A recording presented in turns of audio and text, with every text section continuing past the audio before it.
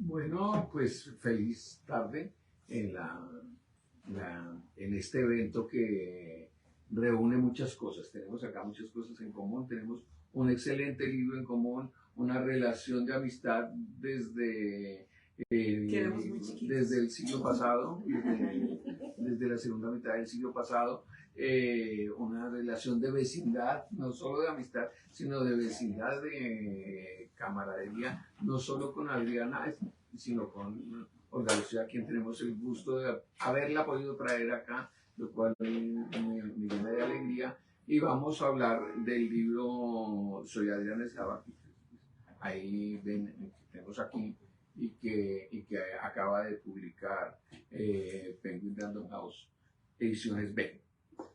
Entonces, pues nada, feliz de tenerte aquí, de poder estar charlando de este libro que es una mezcla de diferentes cosas. Ahí está la fe, por un lado, por otro lado están las experiencias que la fe ha ido transformando en otro tipo de circunstancias y que ha elevado a otro nivel. Sí. Y está la historia de los parches y ocurre una cosa muy divertida, y es que Adriana tiene el parche de ese lado y yo no vengo por este lado, entonces tenemos acá un cruce de información extraña. Exacto. Y de imperfecciones que son un valor, como tú bien lo pones en el libro. Es un valor, sin duda. Gracias, Juan David. Sí, pues maravilloso esta experiencia de tener este conversatorio contigo después de tantos años, de verdad, y en este lugar tan especial. Contémosles dónde estamos. Estamos en Casa Tomada, Libros y Café, que es una librería que se encuentra en el barrio Palermo, que ha sido, pues digamos, un poco uno tiene su librería, donde, sí. Y tiene su librero, pues este es mi librería, y, bueno, no es mi librería, la librería de Ana María y de Fabricio, pero digamos que es como mi casa, es mi casa de los libros. Entonces estamos aquí y... En un bellísimo altillo que después les mostramos. Sí, en un altillo de una casa típica de esta época que ellos mejoraron mucho. Esta casa era una casa, yo la conocí antes de, y tenía de esos comedores bogotanos que tienen una madera oscura, era una casa un poco tenebrosa, y ellos llenaron de alegría, de libros, de cosas interesantes, de eventos, y acá también se llevan a cabo muchos eventos. Entonces quería preguntarte, lo primero que quiero preguntarte es, ¿cuándo empezó a armarse? Uno se pone en modo libro, o sea, uno vive la vida, y en la vida le va ocurriendo cosas y todo esto, pero ¿en qué momento empezaste a verlo como que ya esto puede como tener que toca que sea? Contarlo, si ya tengo suficiente para un libro? No, yo nunca pensé ya tengo suficiente para un libro, la verdad fue todo lo contrario. Fue que me empezaron a pedir el libro desde hace muchísimos años, en muchos momentos a lo largo de mi vida, pero yo no me sentía como con la dignidad, por llamarlo de alguna manera, de contar mi historia. No lo veía que estuviese bien, me parecía poco modesto. Hasta que la vida misma me llevó a entender que toda esta historia de 35 años para hoy, de la experiencia con el parche, debía ser contada, porque no se podía perder, pero no por mí, sino por toda la experiencia, las vivencias que yo podía recoger, y sobre todo porque desafortunadamente el día que yo me muera, que además también te di cuenta que me iba a morir, no sé cuándo, no lo tengo tan claro, pero me voy a morir, entonces que el día que me muriera, ¿qué pasaba con toda esa historia? ¿Y qué pasaba con las personas que iban a perder o no? Y que iban a sentir que su vida se acababa. Y adicionalmente, ¿qué pasaba con la familia de esa persona, con su entorno? Sobre todo porque tuve una experiencia muy incómoda y dolorosa, y fue que apareció una niña que ha sido víctima de una bala perdida, creo, y empecé a hablar con ella. En ese hablar es como escudriñar el alma, y algo definitivamente celestial fue el que me dio la capacidad de entender que ella lo que estaba haciendo era manipular a su entorno por esa pérdida, que ella estaba muy bien emocionalmente, pero que se hacía la que estaba destrozada para manipular el entorno. Entonces dije, definitivamente esto hay que contar. Sí. Y fue ahí un poco cuando dije, hay que echar para adelante, hay que contar la historia. Se da también otro factor, y es que ya no estoy permanentemente en Colombia, y por lo tanto la gente cuando me buscaba no tenía la oportunidad de estar conmigo. Y también era como, hice un escrito inicial que era el que les enviaba cuando empezábamos el proceso. Sí. Y digamos que esa es la base para el libro. Ah, buenísimo. Porque cada una de las historias que vas narrando, que son muchas, cada una es única. Como único es el parche que tú les haces a cada persona que llega con el asunto. Tú tienes una fábrica de parches personal. Una fábrica personal de parches que va cambiando, que va migrando, que los materiales van apareciendo y desapareciendo, pero lo importante es que esa fábrica es para que juntos hagamos ese primer parche. Sí. Y de ahí en adelante ya quedan solitos, ya se pueden ir con su parche. El parche es como un símbolo, pues, es un aditamento que hay que tener, pero eso va más allá. O sea, sí. el acto mismo tú haces como una terapia del parche. Correcto. ¿O cómo se diría eso? Es como empezar a hacer del parche. Es empezar a asumir, a aceptar, a amar, a entender. Es todo un proceso, porque psicológicamente coger a una persona y ponerle un parche encima es terrible. Entonces, obviamente, lo rechazan, no le gusta. El parche tiene que ser algo que uno mismo hace y que así le toma cariño y vive el proceso. Entonces, sí es otra cosa. Porque hay una cosa que también es que es en la cara. O sea, yo no oigo por un oído, pero nadie se da cuenta. No tengo audífono y si no... Le digo que sí a todo, lo cual es peligrosísimo, porque es un problema de los que no vemos del todo. Uno dice, ay, sí, para no quedar y quién sabe qué cosas habría aceptado. Pero digamos, el parche sí es una intromisión directa en la cara, en esta época que además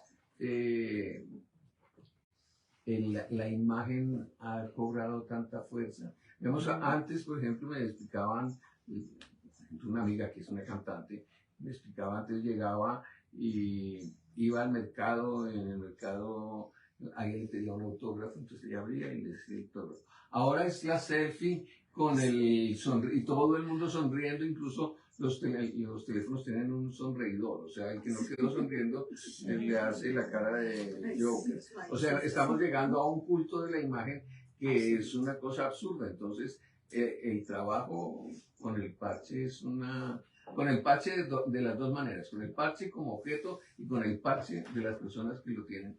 Debe ser otra cosa. Es otra cosa, porque es que el parche uno lo tiene que aceptar, precisamente descubrir ese valor de la imperfección, que es el nombre, el apellido del libro, porque es entender que en esa imperfección hay una riqueza inmensa.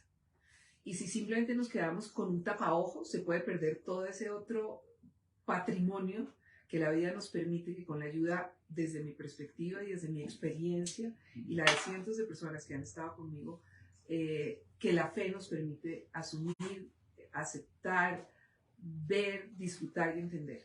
Sí. Entonces, obviamente es un doble trabajo. Sí, es un doble trabajo, un crítica. Sí. Es primero entenderlo, aceptarlo, interiorizarlo y luego y luego también sacarlo y compartirlo, porque ahí viene la tercera etapa, que es que aquella persona a la cual yo le regalo este tiempo, porque además nunca en mi vida he cobrado por un parche, nunca lo haré, esa persona queda en el compromiso conmigo y con la vida y con Dios de destinar el mismo tiempo que destiné yo con ella, para ayudar a otros que realmente también lo necesitan. Porque casos se han visto, y claro, me han llamado de novelas que si por favor nos haces un parche, casi que terminan necesitando ellos el parche cuando me dicen eso, porque esto no es un disfraz, el parche no es un disfraz, es otra cosa muy distinta. Por eso les digo, que compres en un almacén de disfraces. Además, hay una cosa que es muy simpática a lo largo del libro, varias veces dicen... hay la relación parche-pirata. Sí. y los españoles también, o sea, el ejército español también había cantidades de tuertos, o sea, Pachi estuvo hasta la princesa de Éboli, claro. que la colgaba una perlita. ¿Nunca te has colgado una perlita? No, pero Eso me decía, ¿no? Ella le colgaba una perlita, entonces era como una lágrima perla que le colgaba de la parte de abajo, así, fantástico. Voy a hacer uno así, no voy a tomar una foto, les prometo. Yo soy operático en una ópera que se llama Don Carlo, ella sale y canta divino, pero el parche tiene perla. Ah, bueno, eso está bien. Sí, entonces has hecho parches para niños, la historia de los niños es muy conmovedora, porque los niños tienen que enfrentarse, bueno, todos, yo creo que no, eso es una cosa que cada vez se extiende más al bullying, que eso tiene una relación muy directa, porque... pero fíjate que ese bullying, y precisamente por la historia que yo cuento ahí de Aleria, es que según el entorno que haya tenido ese niño, lo va a llevar a sentirse o a generar o permitir ese bullying. Aleria fue una chiquitica que nació a mi lado y por eso cuando a ella le tuvieron que poner un parche, pues para ella era lo más normal del mundo. Y eso mismo lo transmitió a su entorno y nunca la molestaron por eso. Sí. ¿No? Pero obviamente también Juan Pablo, que es otro pequeñito de mi corazón, que Juan Pablo nació sin un ojo. Sí. Y pues era por una cosa genética. Sí, fue una situación genética. Entonces su mamá, desde muy chiquito, tomó contacto conmigo porque ella quería prepararse y saber cómo iba a preparar a su hijo. Es maravillosa, Angelita. Y entonces fue viviendo el proceso y yo igual iba viviendo el proceso y aprender yo también, ¿no? Este proceso cómo lo vamos a hacer, porque pues a un niño el parche con tirita no le funciona porque son chiquitos, porque se mueven, porque se les cae. Sí. Entonces cada parche es un universo. Cada uno, como ¿sí? Cada persona que aparece. Como cada persona que aparece. E incluso hay unos que admiran el parche. Tú sabes que Leandro, con quien tenemos la gastronomía y literatura acá, tiene ambliopía. Entonces, desde pequeño, el ojo se le fue perdiendo poder, entonces tenía que ponerse parche. Y él te miraba en televisión y decía, mira, tiene lo que yo necesito, porque él sabía que tapándose el ojo, el otro se le despertaba. El perezoso claro. se le despertaba.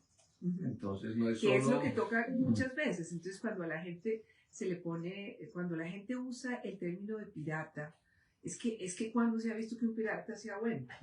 Entonces es muy desagradable. Bueno, Johnny Depp algo ha hecho. Bueno, ha hecho algo. Sí, pero en los niños siempre un pirata es maloso. Entonces a mí por eso de verdad que hasta me incomoda. A mí me parece mucho más bello un simple parche, punto, y no parche de pirata. Sí. Porque en ese orden de idea los piratas eran más usuales que no tuvieran mano. Entonces pongan el Garfield, ¿no? Y sobre todo pongan la condición de robo, que es lo que de verdad identifica a un pirata. Entonces, no es, aunque, como bien lo decías, pues, por ejemplo, y en eso pues obviamente cada uno tiene su manera de verlo, de vivirlo y de asumirlo. Mi querido Juan José Padilla, el torero, pues Juan José fue desde el comienzo el pirata y saca bandera de pirata y la gente lo identifica como un pirata y él ama identificarse como pirata. En mi caso, a mí no es tan divertido. Como fue un toro, ¿no? Un toro. Sí, en el caso de él, fue un toro. Pero para los que no sepan, la historia, Adriana Lucía es hija de Olga Lucía Botero y de Pepe Cáceres, y de José Humberto Eslava, porque si no vuelven a creer que es que hay una historia truculenta de abajo. Pues claro, porque no es que yo cuando estaba chiquita. Porque él se quitó sí. Pero es que yo chiquita, entonces me decían en el colegio, ¿tú cómo te llamas? Y yo, Adriana Eslava. ¿Y cómo se llama tu mamá? Olga Lucía Botero. ¿Y tu papá? Pepe Cáceres. Entonces, la hija de nadie. No era la hija de nadie, entonces eso era terrible. No cuadraba nada. De hecho, hace muy poco, pero hace 2 días, una amiga de toda una vida me dijo, ay Adri, yo nunca te lo he preguntado, ella vive en los Estados Unidos, pero tú o sea, no soy imprudente si te pregunto el por qué. Sí, yo tenía una historia bastante turbulenta, pero no la cuento por respeto a mi mamá. Me la he inventado. Para que los que con cierta maldad hacían la pregunta, yo les contestaba una historia que solo a mí se me podía ocurrir. Bueno, yo le decía a Adriana Cáceres. Sí, sí, también. Ah, sí. Sí, sí, También sí. era- En mi casa me decían era Adriana Cáceres. A mí Lucía siempre me sonó, a mí Adriana Lucía siempre me pareció A mí me un solo encantaba. nombre entero. Sí, sí, es Sí. que, pero lo que pasa es que cuando empecé en televisión, Carlos Duque dijo, eso es muy largo. Y yo decía, pero ¿cómo va a ser largo Adriana Lucía Eslava? Si les parece perfecto, Margarita Rosa de Francisco. Sí. Eso sí es largo, y a ella nunca le cortaron el nombre, a ella nunca en la vida le han dicho simple, bueno, ella ahora solo se dice Margarita, pero siempre fue Margarita Rosa de Francisco, eso es más largo, déjenme Lucía, y no me dejaron de Lucía. Además, Santa Lucía es la del ojo afuera. Santa Lucía es la patrona de eso. Es una casualidad extraña, Extraña, total. pero sí. Y Santa está ahí. Lucía, y precisamente dentro de esas casualidades o coincidencias que desde que nosotros los que vamos entendiendo un poco más las cosas, decimos las diosidencias, San Agustín decía que coincidencia es la palabra que Dios inventó para pasar desapercibido. Y resulta que el día que yo tuve que entregar el libro a nuestra editora, y digo nuestra porque es de los dos, Sí. Natalia Jerez, fue el 13 de diciembre, día de Santa Lucía. Ella me puso ese día sin saber qué era. Maravilla. Sí, sí, sí. Eso ahí, Dios metió la mano. Ese día tenía que ser y ese día fue. Porque aparecen muchos santos en el libro. Claro. La que más aparece, si esto tuviera índice onomástico, sería Santa Teresita de Lisieux. Es que Santa Teresita es una dulzura y Santa Teresita pues es como la amiguita del cielo que uno tiene. Es que uno cree que los santos son historias antiguas como cualquier Simón Bolívar o cualquier Napoleón, pero no, es que los santos están de verdad que a mí me lo han mostrado. No es que se me haya parecido Teresita el Niño Jesús y eso, en versión fantasma, no. A mí nada de eso es por Eso es muy importante aclararlo. A ti no vino la Virgen y te dijo mucho gusto, soy la Virgen. A mí es que como digo yo creo que la Virgen se ve con el ojo derecho, entonces. Pero no, a mí nada de cosas, fenómenos extraños me han sucedido, extraordinarios, pero sí especiales. Entonces sí, que sí hacen sentir esa presencia de ellos, y los santos están súper vivos, no hay nada que hacer, súper vivos. O sea, una vez se iban a conmemorar los 100 años o 150 años de la asociación San Vicente de Paúl en Colombia. Yo estaba haciendo esto y decidí que iba a hacer yo la presentación de la historia de Catalina Laurel, la santita de la medalla milagrosa, y de pronto empecé a hacer... La que tiene las manos así, y le salen los rayos de los brazos. Sí, exacto. Y entonces, y Catalina fue la que se le manifestó a la Virgen, que ahí está en el libro de la historia. Entonces, yo estaba haciendo esa presentación porque vi que el resto yo lo iba a hacer verbal, sin imágenes de nada, y me di cuenta que estaban llevando unas exposiciones tan bellas que dije, yo no puedo salir simplemente hablando. Entonces, ya muy tarde y rendida, porque estaba organizando ese evento, empecé a hacerlo. Y Juan David no encontraba una imagen de ella. Esto hace muchos años cuando entrar a internet era fácil, ¿no? Hasta que finalmente le digo, mira Catalina, deja la tontería, ¿sí? Ya de una vez que necesito irme a dormir, que por lo menos tengo que dormir 3 horas, aparece, hice clic y apareció la imagen, pero así, o sea, cosas de verdad simpáticas, pero es que están, lo que me daba a entender que están vivos, o sea, que están más cerca de lo que uno cree. Sí. Ahí, siguiendo en los que aparecen ahí, tienes una particular cercanía, por supuesto, con la Virgen de Chiquinquirá, que es la patrona del país. Acá es una cosa muy rara. En Venezuela hay mujeres que se llaman Chiquinquirá y en Colombia no hay mujeres que se llaman Chiquinquirá. No, pero yo tengo una hermana de mi bisabuela que se llamaba Chiquinquirá muy poquita. La descubrí por allá en un árbol genealógico que tenía. Que había una Chiquinquirá. Sí. Pero sí, aquí casi no le ponen ese nombre. Evidentemente hay pero eso fue a partir de la pandemia, esto no es previo, de hecho es vergonzoso porque yo podía hacer toda una exposición o una charla sobre las manifestaciones marianas, manifestaciones marianas a partir de las advocaciones marianas, pero de Chiquinquirá nunca hablaba, me parecía insípido. Sí, porque uno había oído solamente que el cuadro se renovó, eso me parecía como tonto.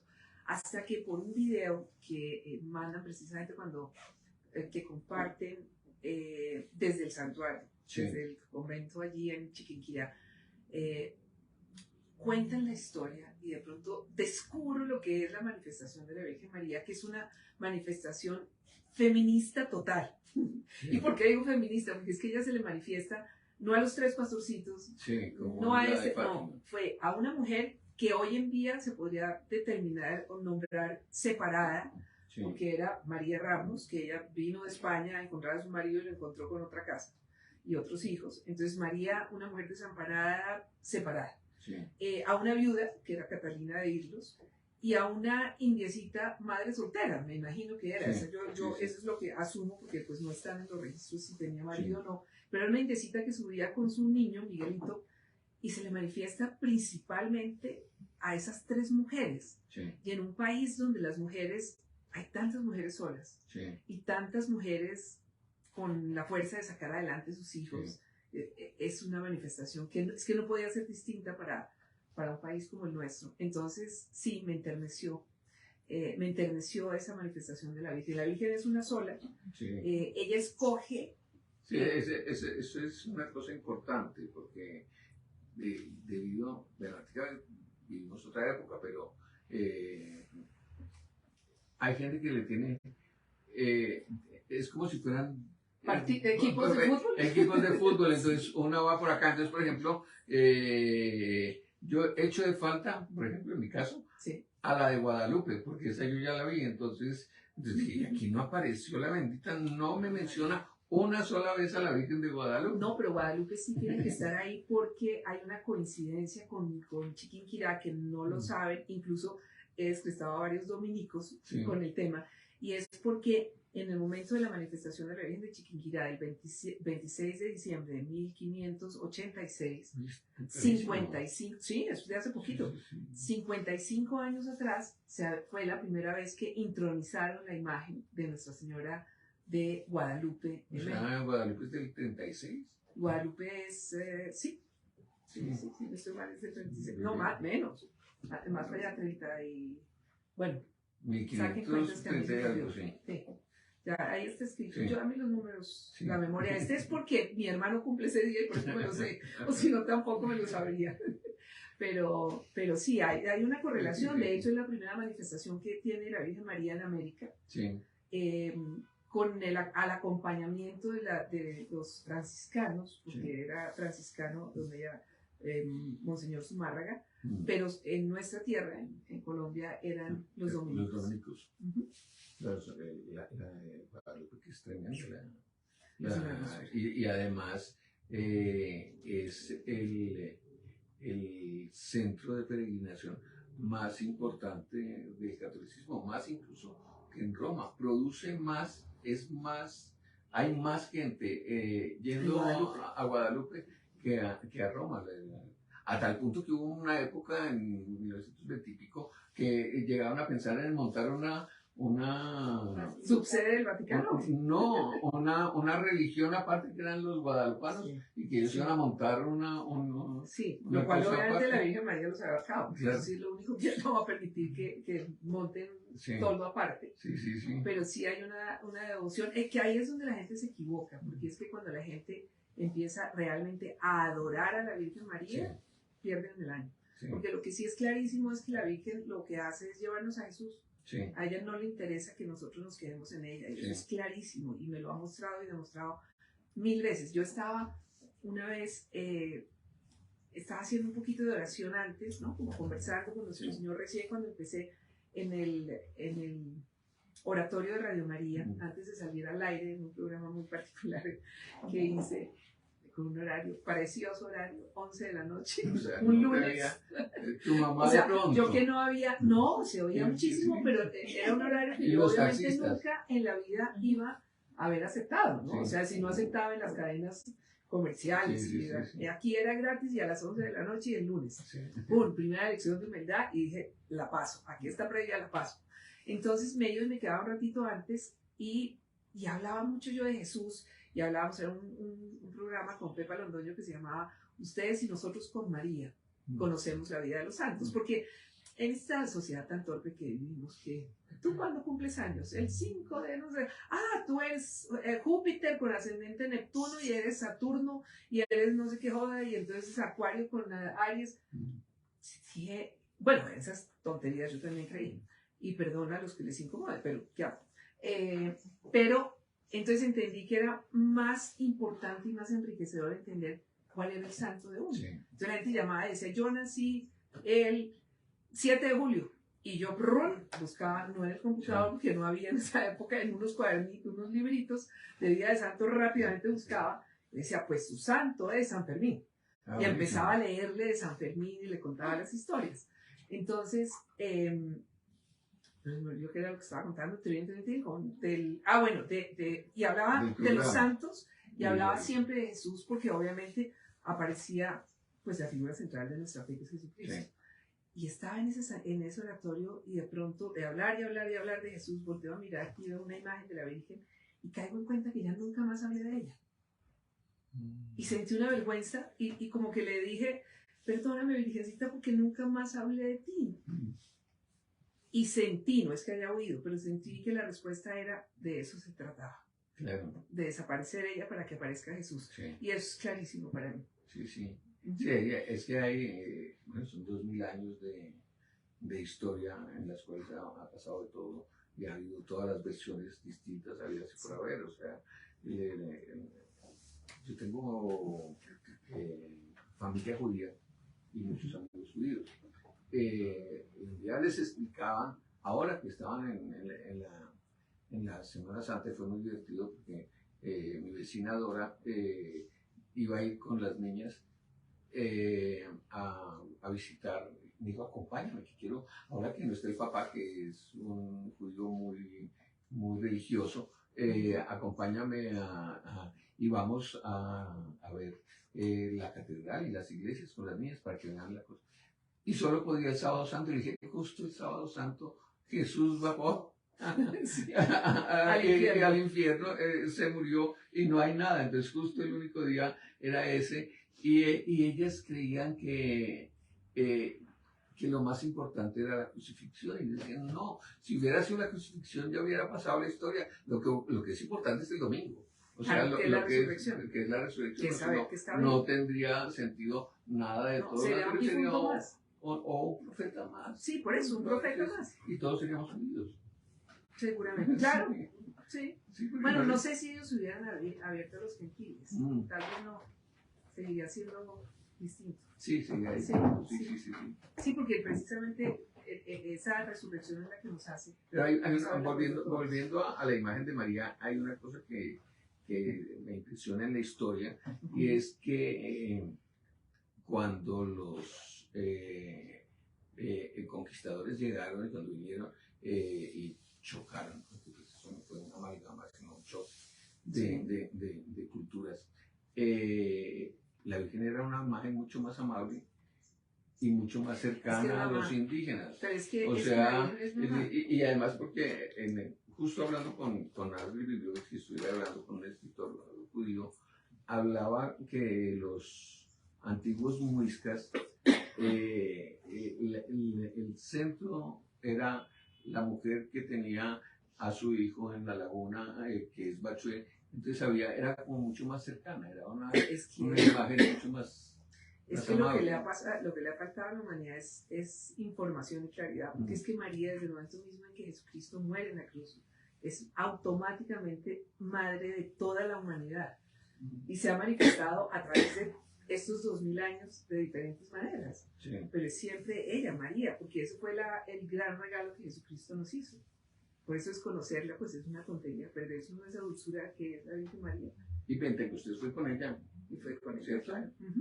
Cuéntale a la gente cómo fue lo del... Pues es que Pentecostés es que estaban todos reuniditos, ya Jesús se había ido, y entonces pues está reunida en un cenáculo con los apóstoles, que siempre les daba como sustico, ¿no? Todo el asunto daba como miedo, y con la persecución que había y con todo esto, y viene el Espíritu de Dios, porque finalmente Pentecostés es eso, ¿no? Es Dios mismo, es Dios, uno, el Creador que en vista de que sus criaturas no entienden nada y todo lo han malinterpretado, entonces se vuelve hombre, se encarna en hombre, que es Jesucristo. Y cuando Jesucristo termina de su tiempo y vive esa pasión para precisamente regalarnos la vida eterna a todos, porque ninguno clasifica eso de que yo evoluciono en una vida y en la otra hasta la perfección. Bailas, a nadie le alcanza. Entonces, por eso Jesucristo tuvo que pasar por todo esto. Y cuando ya Él se va, entonces dice, pero igual, para que no se vuelvan a despistar y para que sientan cerca, ahí va el Espíritu, el amor del Padre y del Hijo, que es el Espíritu Santo, viene el Espíritu de Dios y es el que está aquí con nosotros, ahora, siempre. El que nos hace ver distinto, el que nos enseña a corregir la mirada cuando el mundo nos está llevando a mirar tan distinto. Pues este libro tiene ese amable recorrido, un amable recorrido entre tragedias, porque cada uno le ha ocurrido un accidente, una enfermedad, una cosa, pero es evidente que el propósito tuyo va más allá de la anécdota, más allá del parche. ¿Cuáles podrías sintetizar tú? Que es si lo pudieras resumir en el libro que estás entregando ahí, ¿qué hay ahí? Estoy entregando es que creo que en las palabras finales del libro está. Es la razón por la cual, a pesar de todo lo que he tenido que vivir en mi vida, tengo la sonrisa que además captó maravillosamente mi sobrino Juan Sebastián en la portada, porque es que esa sonrisa es solamente resultado precisamente de una convicción, pero de una convicción cimentada. Es que yo no tengo ninguna otra opción en la vida distinta a creer en Dios, porque me lo ha demostrado de tantas maneras que tendría que ser absolutamente torpe para no poderlo ver, porque además Él se encarga de demostrarnos su presencia desde el amor, ni desde el castigo, y además cuando uno siente ese amor va entendiendo otra forma de relacionarse con Él y deja las soberbias y deja toda esa cantidad de restricciones que le pone incluso a la religión, porque hoy en día pues no hay nada más fácil para descontextualizar, desmembrarnos de Dios que atacar la religión, que es lo que se hace y es lo que está pasando. Y es lo que pasa desafortunadamente para el resultado de los de mi generación, de los hijos de mi generación y de los que vienen, que ya difícilmente pueden creer en Dios, porque es que si no volvemos otra vez al Dios sinatrino, un Dios a mi imagen y semejanza, a mi manera. Y ahí sí es cuando el mundo se da contra las paredes porque no entiende nada. O como decía la abuelita de una novela que hicimos acá, de Matías Godoy, que la religión, ¿cómo era? Que la religión católica era tan poderosa que ni los curas se habían podido acabar con ella. Es que eso sí se lo he oído yo a mis amigos sacerdotes que dicen, ¿cómo será de claro? ¿Cómo era que decía? Pero no es una ficción, es una realidad. Creo que la equivocación es en el término. Es tan cierta y tan clara que es que no existe ninguna institución que haya aguantado 2000 años a pesar de los mismos sacerdotes, como dicen ellos. A pesar de los mismos sacerdotes no hemos podido acabar con la religión, ha de ser porque es la religión verdadera. Pero has tenido entre los sacerdotes unos maestros muy importantes. Sin duda. Y aquí faltaron muchísimos más. Pero también hay algo que me parece bonito contar ahora. Y es que no siempre han sido todos maravillosos. También he tenido grandes dolores con sacerdotes. Perdón. También ha habido dolor. También han existido situaciones tristes, complejas, porque reitero con lo que digo además en el libro, es que son seres humanos, es que no son importados de un planeta distinto, es que salen de nuestras familias, de nuestro entorno. Entonces son seres humanos con las carencias y los dolores también que podemos tener nosotros y que a veces también causan tristeza. Yo no podría, de hecho, y debilidades, de hecho, a tal punto que, por ejemplo, para mi director espiritual, creo que es el menos amigo de todos los sacerdotes amigos míos. Y yo le decía a Fray Néstor, es que ¿sabe por qué lo escojo a usted? Porque yo creo que el resto me darían gusto en lo que yo les diga. Claro. Y yo necesito uno que no me dé gusto, necesito uno que me dirija. Si yo quiero crecer, no me pueden avalar, alcahuetear. Necesito al contrario, que me ponga el freno y yo confío en usted. Y ese me lo mandó la Virgen de Chiquinquirá. Sí. Pues si uno realmente quiere crecer, si uno quiere simplemente tomar la religión como otro hobby más, pues también lo puede hacer. Pero tienes integrada a tu vida ha ido progresando en ese camino. Sí, y es mucho más feliz, y es mucho más cimentada, y es mucho más productiva. Sí. Sí, sí, me puedo acostar cada noche tranquila. De verdad, muy tranquila. Hace un tiempo, yo soy editor, hace un tiempo hice un libro sobre la visita del Papa Francisco a Colombia, que fue un evento muy importante. Además, en ese caso sí me impresionó mucho la figura misma del Papa, porque, porque estuve muy cerca, digamos, de todos los eventos. No, al hacer el libro, pues reviví muchas cosas y me impresionó mucho la capacidad de entrega del Papa con la gente. O sea, él duraba, salía Bogotá, Villavicencio, misa por allá, luego avión a no sé dónde, y a las 6:30 de la tarde estaba en la anunciatura y lo estaba esperando la gente, y él estaba ahí y no repetía un discurso. Eso es fácil. Yo tengo un libreto de discursos, pero no. A cada entrega hablaba una cosa distinta, novedosa, y además directo a los que estaban ahí. No era una cosa general. O sea, hay curas de curas. O sea, cuando yo vi la capacidad del Papa. Sí, pero digamos, claro, de alguna manera también es un Papa que está acorde a una época que le tocó. Porque, por ejemplo, Ratzinger era una persona mucho más docta, tal vez, pero no tenía el don de gentes, la hasta capacidad que estaba cerca. Yo pensaba lo mismo, David, hasta que tuve la oportunidad de estar con personas que lo conocían o que habían podido estar y que eran, pero más allá, no de personas que pudieran identificar esa sabiduría que él tenía, no, personas comunes y corrientes, pero que habían estado al lado de él y que decían lo que uno sentía al lado del Papa Ratzinger era algo muy fuerte. Porque sí, las cámaras no lo amaban, es que es un tema de las cámaras. Las cámaras no lo amaban, pero estar cerca de él de verdad que era supremamente fuerte porque era la presencia de Dios. Un ser de una bondad, de un amor, pues como lo habla hoy Francisco. Lo que pasa es que todo lo desdibujan. Es terrible, esa historia de esa película que hicieron de los dos papas, eso es totalmente basura, es mentira. Y entonces desdibujan a Ratzinger para ponderar a Francisco en unas cosas que no hay por qué ponderar.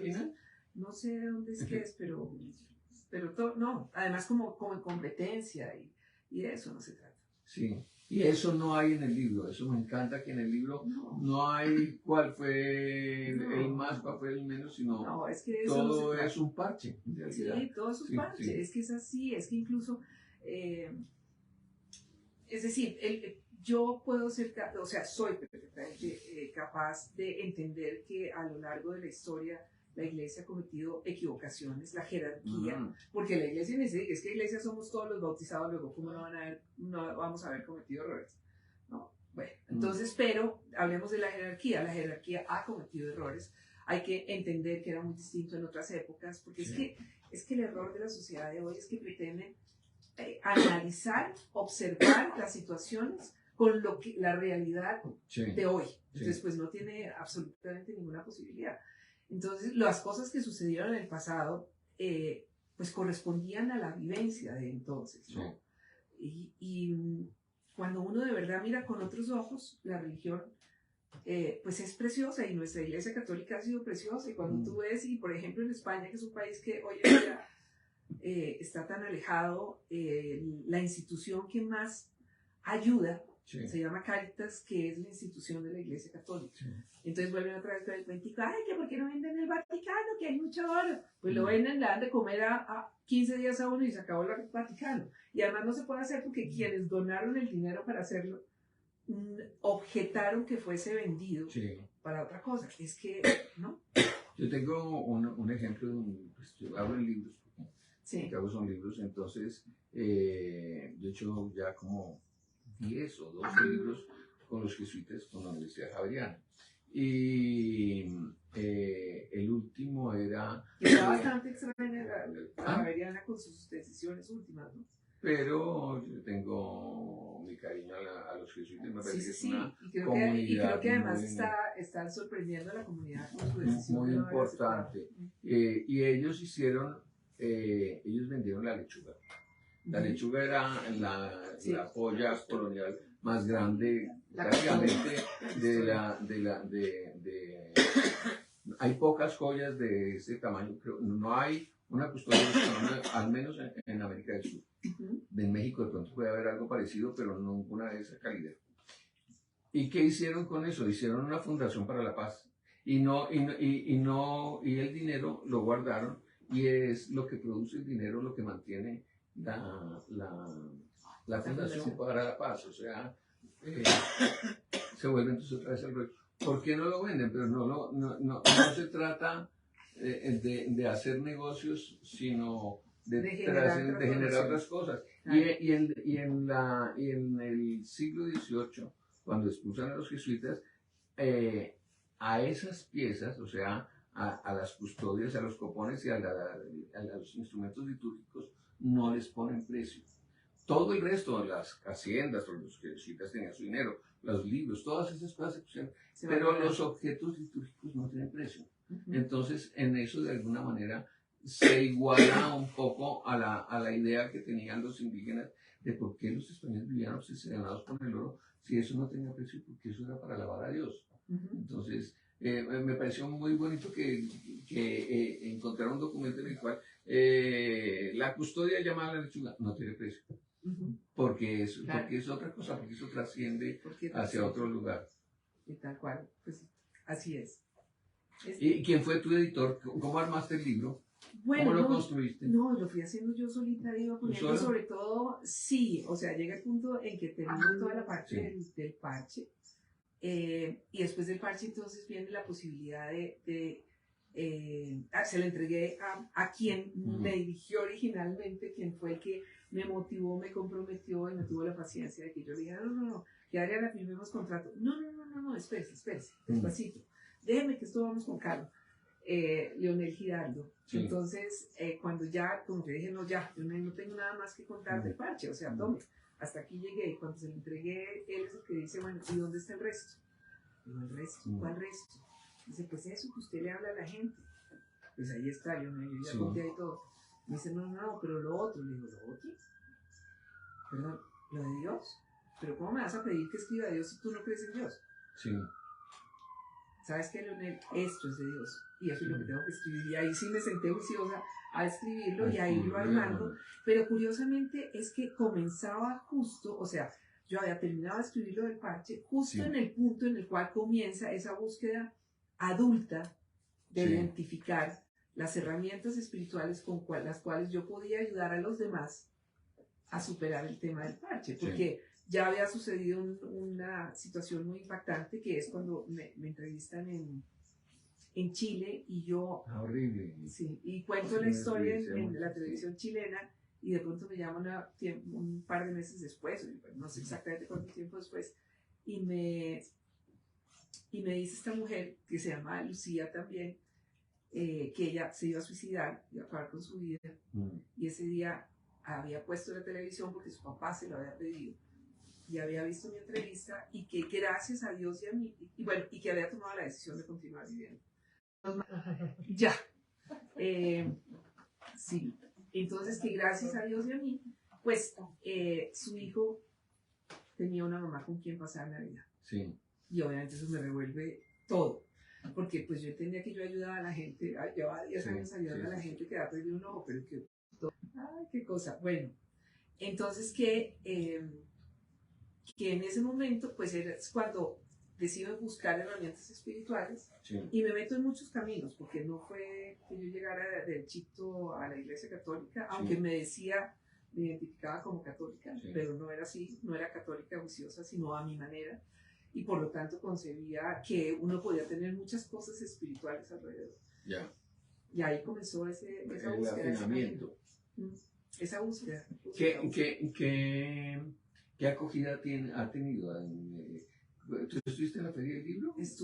Sí, fui a presentarlo con con la compañía de Juan Lozano. Sí. Fue muy bello porque pues el saloncito estaba lleno y de personas que yo no conocía, que fue muy bello, a pesar del sábado, que es un día de locos en la feria del libro, la cantidad de gente que había. Luego en la firma de libros pues fue muy bello. Yo creo que ha sido un libro que ha ido teniendo una acogida. Juan David, este libro no es para Adriana Eslava, este libro es mi respuesta al cielo. Sí. Y el cielo verá qué hace con él.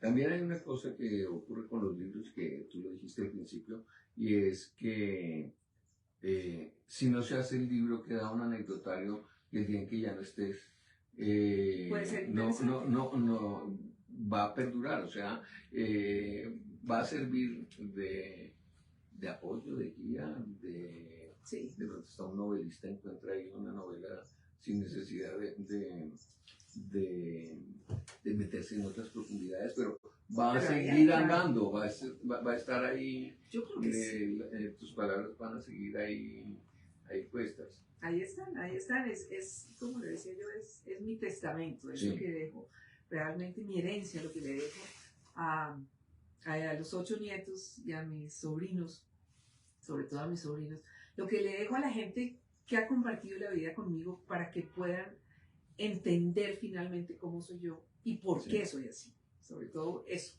el por qué yo soy como soy. Porque muchas veces pues la gente no lo entiende y se hacen una cantidad de especulaciones. Entonces se cree que yo siempre vivía en una cuna de oro y que todo lo mío ha sido bonito y como me ven con una sonrisa, entonces quieren que a mí no me ha pasado nada. Y bueno, pues aquí está lo que soy yo y es un libro de verdad abierto. Eso el libro abierto de mi vida está en este libro. Y digamos, está tu abuela, está tu mamá, digamos, hay toda una genealogía de mujeres ahí que han estado en tu vida. Claro, y está obviamente el por qué hablar de mis padres, porque pues uno viene de alguna parte y sin duda eso marca e influye, ¿no?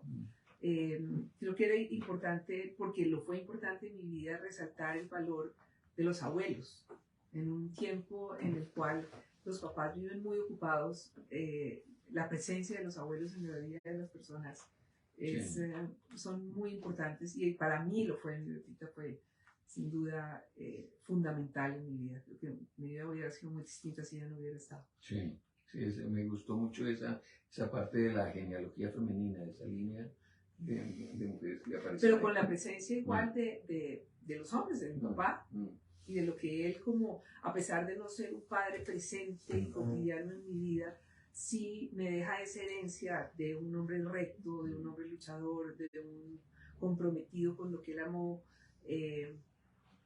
Comprometido también con la sociedad que estaba. Frente a la historia de las vacas, a mí me gusta mucho del ganado. Sí, mi papá era un tipo era un hombre con muy buen humor, lo que me cuentan además, porque en alguna oportunidad hubo un derrumbe.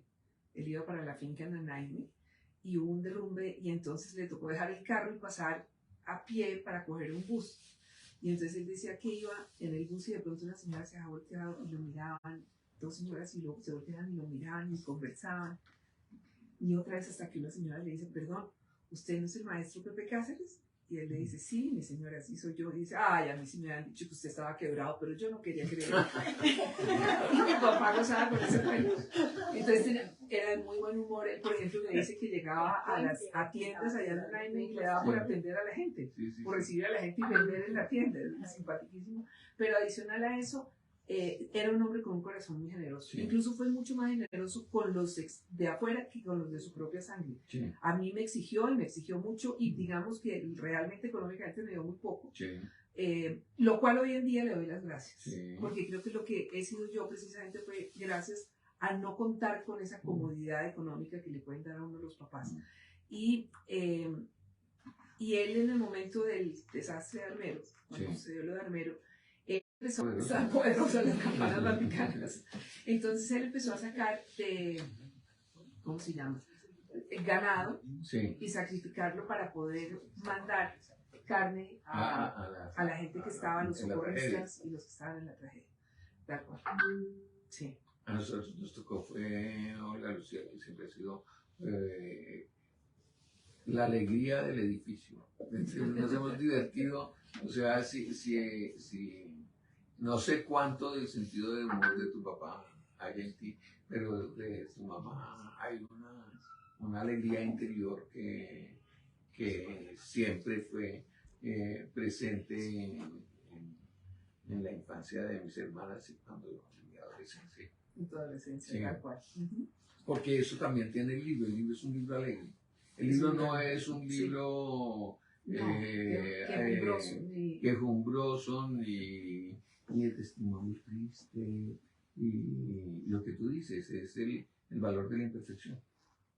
Eso me parece que es muy importante, el subtítulo que le pusiste, el apellido. El apellido, sí, es como si fuera el apellido. Sí, es un libro, ¿lo van a distribuir en España? No, en España es ebook únicamente. Es ebook. Sí, en principio está solamente para eso. Necesitamos que lo compren aquí. Bueno, que pase con el libro lo que Dios quiera que pase. Sí. Este es mi regalo a la gente que en un momento dado está triste. Vuelvo y cuento esta anécdota porque es definitiva. Cuando García Márquez fue a escribir El amor en los tiempos del cólera, sí, su razón fue que él dijo, el mundo está, muy jodido y hay que hablarle de amor. El mundo necesita ese amor, ¿recuerdas? Sí. Y por eso escribió El amor en los tiempos del cólera, un libro de amor. Y yo digo, hoy el mundo está muy confundido, está muy perdido, está muy desesperanzado. Y hay que hablarles de la esperanza, y hay que hablarles del amor, y hay que hablarles de la verdadera luz, de la verdadera claridad. Y por eso me senté a escribir de Dios. Y por eso lo haces en conjunto. Un Dios verdadero, sí, que además no es un Dios inventado por mí. Yo no me estoy inventando ninguna espiritualidad. Yo no estoy, porque me parece peligrosísimo. Yo creo que siempre la gente que trata de ayudar a otros y empieza a encontrar cosas y termina armando su propia espiritualidad, religión, es peligrosísimo porque puede llevar a la gente a de verdad unos abismos complejos. Yo me limito a la sabiduría de mis tatarabuelos. Sí. Yo no vengo aquí a plantear ninguna nueva filosofía ni espiritualidad, sino al contrario, a ser capaz desde la humildad de reconocer la de siempre, la que, como dicen ellos, ni los curas han podido acabar después de 2000 años. Ni los curas han podido acabar. Sí. No, pues, haciendo de nuevo la claridad que soy una absoluta, no solo respetuosa, sino afectiva feligrés, que sí, en ellos reconozco la dignidad y vivo eternamente en gratitud por lo que ellos han sido, no han sido sordos a su vocación y han tomado su decisión de vivir así la vida. Qué maravilla. Y nos acompañan, pues nos tienen que acompañar, ¿cierto? Nos acompañan. Los que tienen que estar. Porque ¿quiénes están con nosotros? Pues hoy, al público, ¿quiénes hoy están con nosotros una partecita bien importante del hogar que tenemos espiritual, del cenáculo de Nuestra Señora del Rosario de Chiquinquirá, con quienes nos despertamos todos los días a las 5:30 de la mañana y nos preparamos para hacer una oración que luego compartimos por un WhatsApp, en el cual oramos diariamente por nuestro país, por las necesidades de la gente, por que se siembre la esperanza en los jóvenes, porque haya claridad en los gobernantes, porque el Señor nos haga la mejor versión de nosotros mismos a cada uno de los miembros del Senado. Y también lo repiten por la tarde. Y en la noche también. En la mañana y en la noche. En la mañana y en Pero la es noche. que eso fue chistoso, porque comenzó en la noche, en el tiempo de pandemia, sí, y cuando yo me regreso para Estados Unidos, para España, a las 8 de la noche eran las 3 de la mañana de allá. Bueno, entonces yo dije, la primera noche que me levanté a rezar el rosario a las 2:30 de la mañana, mi marido me mete al psiquiátrico y lo más grave es que me recibe. Entonces yo dije, no, lo siento, no puedo continuar, hasta aquí llegué y les dije, y de pronto saltaban unos y dijeron, no, madrugamos nosotros, tranquila, usted vea, cuadre, y a las 11:30 póngase, a las 12 arrancamos, 6 de la mañana de acá, 12 del mediodía en España, y personas, bueno, como Cabuya, que no se despertaban ni de riesgos, pues ya son muchos de los del cenáculo no madrugaban y ya hoy en día todos madrugan. ¿Y se han ido sumando? ¿Ha habido, sí, claro. Claro. Ha habido aumento de...? Sí, claro. Hay unas fidelidades. Sí. Claro, hay fidelidades, pero se han ido sumando.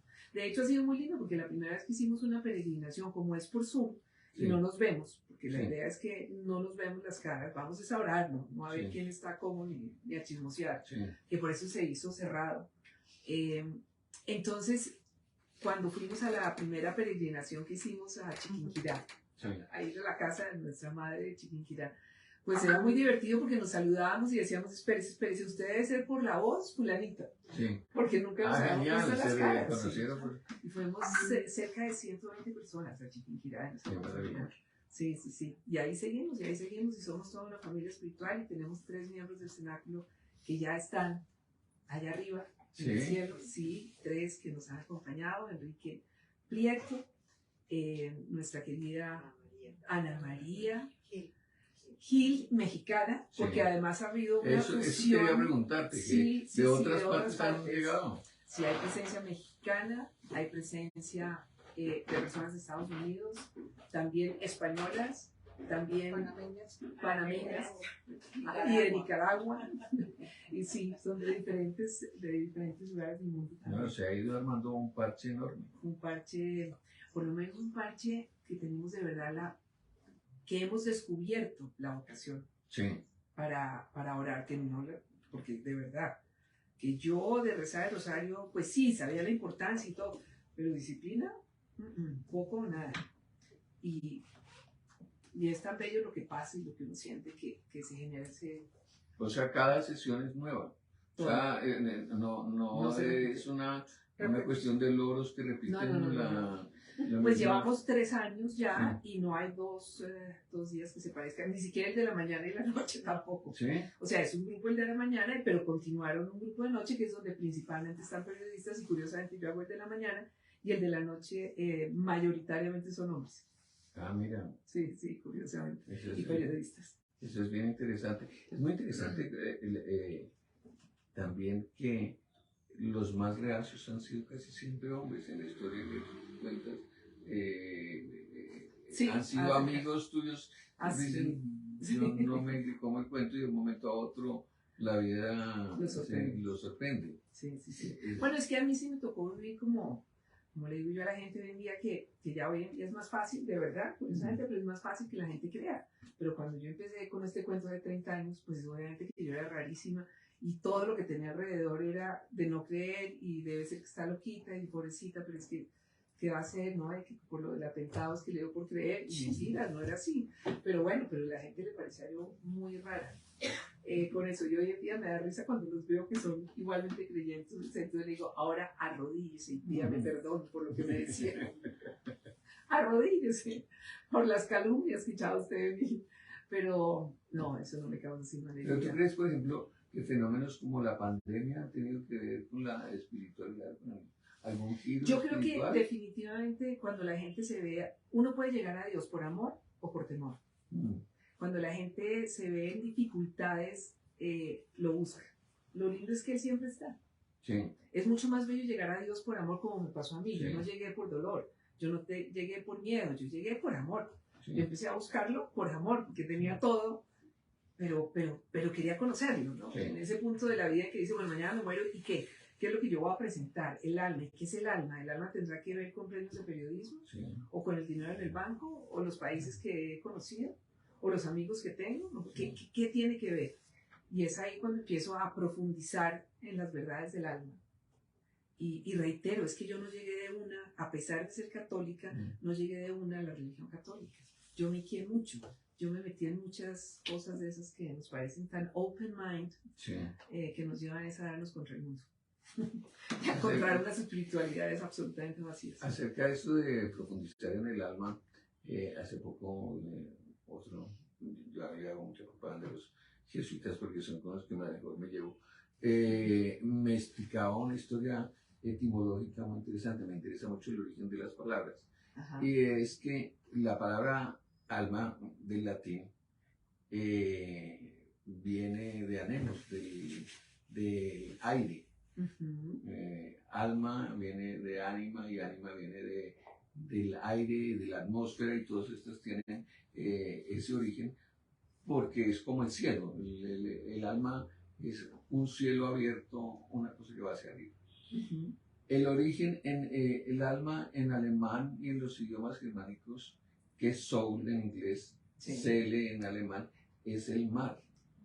Que me pareció muy interesante cómo son profundidades distintas, porque la profundidad germánica, pero el océano también es una profundidad, está llena de cosas, o sea, como una misma cosa puede tener dos orígenes tan distintos, pero ambos hablan de cosas que ahorita para nosotros son las medimos, pero cuando nacieron las palabras, la fosa de las Marianas no tenía fondo.